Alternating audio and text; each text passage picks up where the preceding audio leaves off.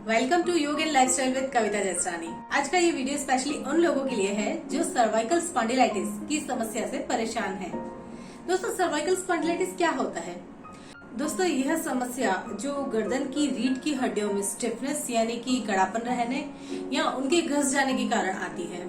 इस समस्या में गर्दन तथा कंधे में दर्द के साथ साथ ही जकड़न एवं सिर में दर्द तथा तनाव जैसी समस्या भी रहती है और धीरे धीरे ये दर्द कंधों से हाथों तक बढ़ जाता है और गर्दन का हिलना डुलना भी मुश्किल हो जाता है और साथ ही कमजोरी, चक्कर आना और कानों से आवाज आने जैसे लक्षण भी हो सकते हैं।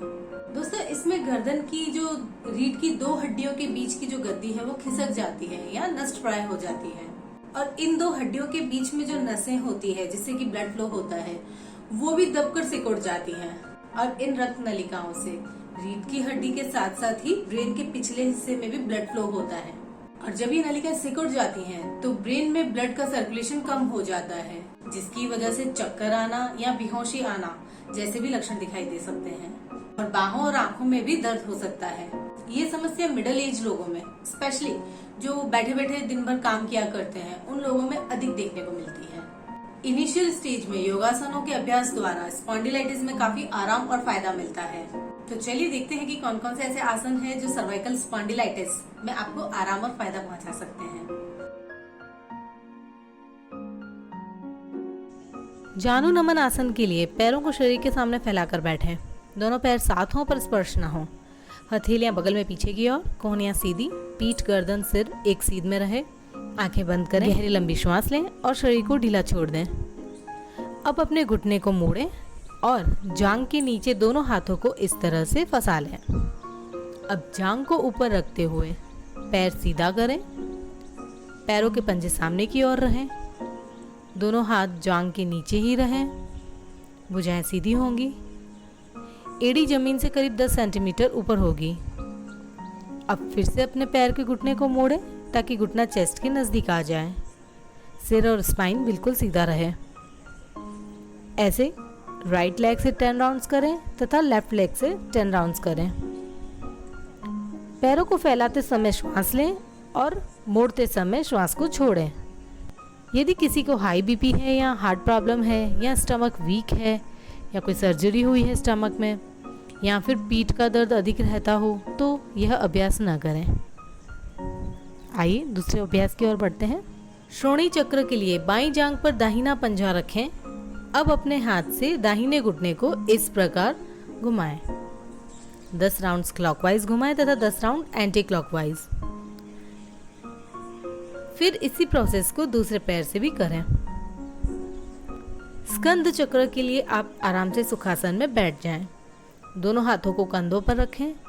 पीठ सीधी, सिर, धड़ और मेरुदंड सीधा रहे।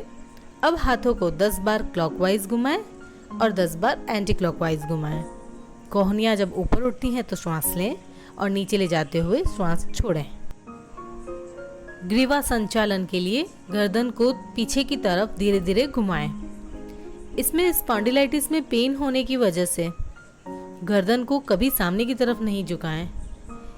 इसमें सावधानी रखें। आप गर्दन को पीछे की तरफ से धीरे धीरे 5 से 10 राउंड कर सकते हैं। इस अभ्यास के लिए घुटनों के बल जमीन पर वज्रासन में बैठ जाएं। पैरों के अंगूठे एक साथ हों, एड़ियां अलग। हाथों को घुटनों पर रखें। पीठ और सिर एक सीध में। किसी प्रकार का तनाव या खिंचाव ना हो। बॉडी को रिलैक्स रखें और नोस्ट्रिल से आती जाती सांसों को देखें। कुछ मिनट तक इस पोज में बैठें।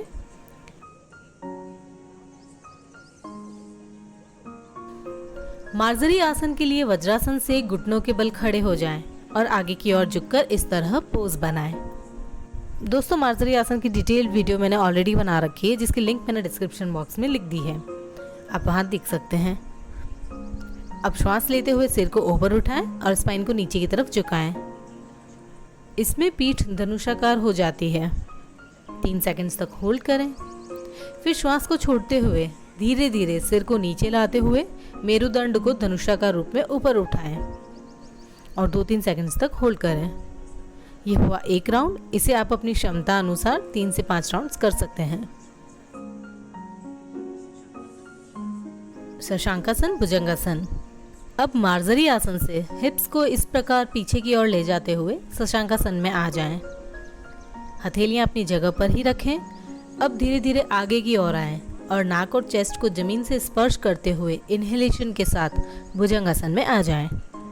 भुजाएं सीधी, पीठ धनुषाकार हो और सिर क्षमता अनुसार ऊपर की ओर। कुछ पल रुकें। इसके बाद एक्सहेलेशन के साथ हिप्स को पीछे की ओर ले जाते हुए शशांकासन में लौट आएं। ये हुआ एक राउंड। इसे 5 से 7 बार भी किया जा सकता है। अगर चक्कर आने या हाई बीपी या कमर में अधिक दर्द होने पर इस प्रैक्टिस को न करें। केवल भुजंगासन का अभ्यास भी इसमें लाभदायक है।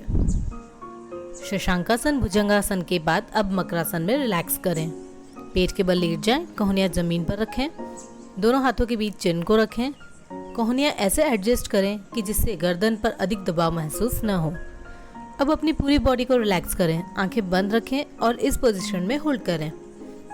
इसे कुछ समय तक अपनी क्षमता अनुसार होल्ड कर सकते हैं और इसके बाद धीरे धीरे दोनों हाथों को अपने बगल में ले जाएं, रेस्ट करें और सिर को जमीन पर ले आएं। इसके बाद करेंगे सर्पासन। ऐसे ही पेट के बल लेटे रहें, पैर सीधे, पंजे एक साथ, दोनों हाथों की उंगलियों को आपस में फंसाएं और हिप्स पर रख दें। चिन जमीन पर हो। अब श्वास लेते हुए चेस्ट को जमीन से ऊपर उठाएं, हाथों को पीछे की ओर स्ट्रेच करें और ऊपर उठाएं, जैसे कोई दोनों हाथों को पीछे से खींच रहा हो। नज़र सामने की ओर हो। जितनी देर कंफर्टेबल लगे होल्ड करें। अब एक्सहेल करते हुए पुनः लौट आएं और हाथों को खोलकर शरीर के बगल में लाएं। सिर को एक और मोड़ लें और रेस्ट करें। ये हुआ एक राउंड। ऐसे 5 राउंड कर सकते हैं। शवासन। पीठ के बल लेटकर शवासन में रिलैक्स करें। दोस्तों, आसन में जितना हमारा स्ट्रेचिंग होता है उसके बाद रिलैक्सेशन बहुत ही ज़रूरी होता है। आसन के साथ ही हम अनुलोम विलोम, भ्रामरी तथा उज्जयी प्राणायाम का भी अभ्यास कर सकते हैं। प्राणायाम पर मैंने डिटेल वीडियो बना रखा है जिसकी लिंक मैंने डिस्क्रिप्शन बॉक्स में शेयर कर दी है, आप वहां पर देख सकते हैं। संपूर्ण जानकारी के लिए अंत तक बने रहें। तो दोस्तों, ये कुछ ऐसे आसन थे जिनको आप अगर रेगुलर प्रैक्टिस करते हैं तो आपको सर्वाइकल स्पॉन्डिलाइटिस की समस्या से काफी हद तक राहत और फायदा मिल सकता है। दोस्तों, इस वीडियो में बताए हुए किसी भी आसन का अभ्यास अपनी क्षमता अनुसार ही करें। गर्दन पर अधिक दबाव न पड़े, इस बात का जरूर ख्याल रखें। इनफैक्ट स्पॉन्डिलाइटिस में गर्दन पे पट्टा बांधना भी काफी हेल्पफुल रहता है। अगर आप भी इस समस्या से परेशान हैं तो कोई वजन ना उठाएं और नीचे सर झुकाकर भी काम ना करें। अगर कुछ दिन बाद आपको लगता है कि आपका दर्द कम हो रहा है तो आप अपने योग अभ्यास में इन आसनों को भी शामिल कर सकते हैं। पद्मासन, मत्स्यासन, योग मुद्रा, सुप्त वज्रासन, सरल धनुरासन, अर्ध मत्स्येंद्रासन भी शामिल किए जा सकते हैं। आज के लिए इतना ही। फिर मिलेंगे नेक्स्ट वीडियो में जिसमें हम बात करेंगे साइटिका और उसके यौगिक उपचार के बारे में। वीडियो पसंद है तो लाइक करना ना भूलें और सब्सक्राइब करें और इसे शेयर करें उन सभी लोगों के साथ जिन्हें आप खुश देखना चाहते हैं। अभी के लिए विदा लेंगे। नमस्कार।